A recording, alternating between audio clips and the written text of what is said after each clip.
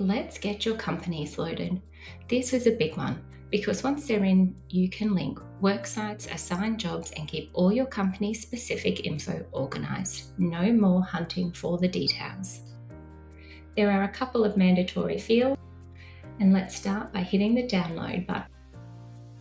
With the Excel spreadsheet open, it's now time to start populating it with all the companies you work with, your clients, subcontractors, suppliers, the lot.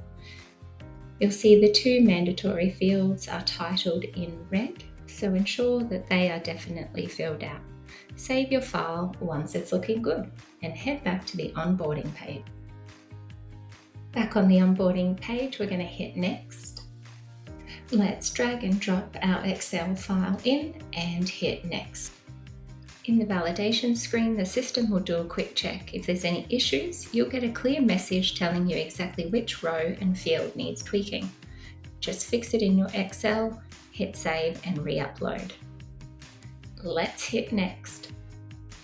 In the review screen, if everything looks good, hit next. Let's hit that Start Import button. And just like that, your import is successful. The list of companies that you've just created can be found inside the companies page.